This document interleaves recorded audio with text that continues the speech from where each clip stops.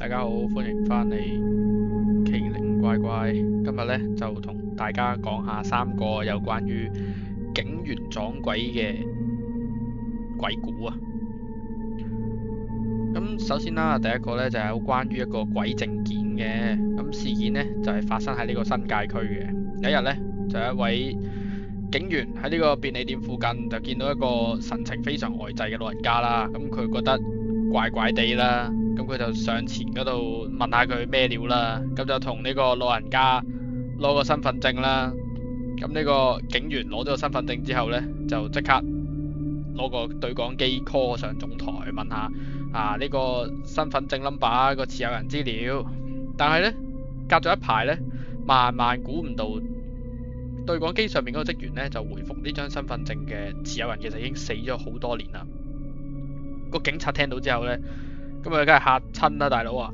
咁佢揸住嗰張證，諗住調翻轉頭俾嗰個老人家嘅時候呢，就發現啦，個老人家喺個警員眼前面就慢慢咁消失咗喺個空氣入邊。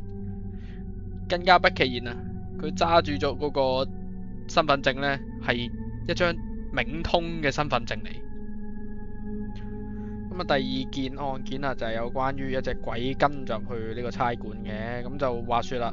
好多年之前呢，旺角呢就有間壽司鋪啦，個員工宿舍就起火啦。咁呢，就有一個好勤力嘅後生員工呢，就好慘咁俾人燒死啦。咁案發當晚呢，一個男警員呢，就將火警中嘅死者嘅銀包同身份證帶翻去呢個警署入邊啦，就俾咗一個女警登記啦。咁個女警呢，突然之間呢就好驚啦，就放低咗嗰個銀包同身份證，即刻跑走啦。佢就即刻跑入去員工休息室咁樣嘅地方啦，就同啲同僚講啦，就話喂，佢睇到嗰個男警員隔離有個透明人喺度喎。然之後佢再望真啲，同身份證上邊嗰個男仔係同一個人嚟嘅。咁佢就懷疑係個死者個魂魄出現。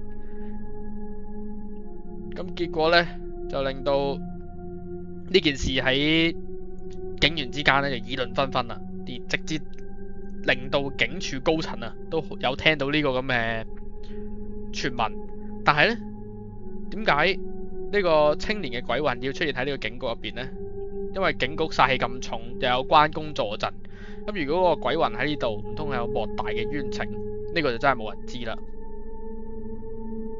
咁第三個個案呢，就係受害者死後就去差館報案啦。咁其實呢，話說呢啲咁嘅遇害者嘅鬼魂呢，嚟報案嘅事件，其實成日都聽到噶啦。咁呢件事呢，就發生喺舊荃灣差館嘅。咁嗰陣時其實夜晚呢，就已經夜深人靜啦。咁差館嘅報案室其實得翻一個人喺度當值嘅啫。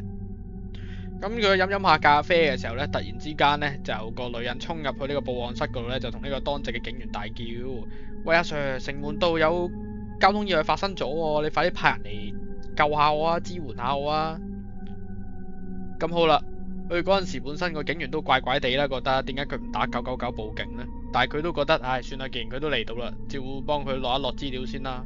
咁呢，呢個警員準備問呢個女人攞身份證嘅時候呢，轉眼之間一個擰頭嘅時間，呢個女人已經唔見咗啦。咁呢個警員嗰陣時就喺度諗啦，一係呢，佢就好心急，就好想翻去呢個現場幫手救人啦；一係呢，佢就玩嘢啦。但係佢都照聽佢講，就派咗現場嘅人員過去先，因為以防萬一啊嘛。咁好啦，呢啲救護人員呢，就嚟到呢個現場。咁呢個警察呢，亦都即刻去現場嗰度了解下到底發生咩事啦。咁佢就望住一個又一個嘅死傷者俾人抬出嚟啦。咁啊，突然之間就發現呢，其中一個女死者呢，就係啱啱衝入報案室報案嘅嗰個女士，就係一模一樣嘅。咁又有一次啦，個事發嘅地方呢，就係新界區嘅警署。咁當時呢，又係有一個女仔衝入去報案室嗰度，就同呢個警員呢好大聲咁喺度嗌話：哎呀，山上面有個女仔死咗啊，俾人強姦死咗啊！咁啊，希望佢快啲去到場救援啦。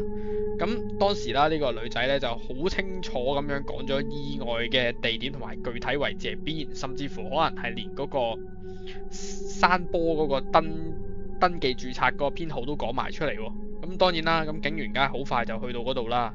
咁呢，佢一去到呢個事發現場嘅時候呢，就發現呢個唔好彩死咗嘅女死者呢，就係啱啱報案嘅嗰一個人啦。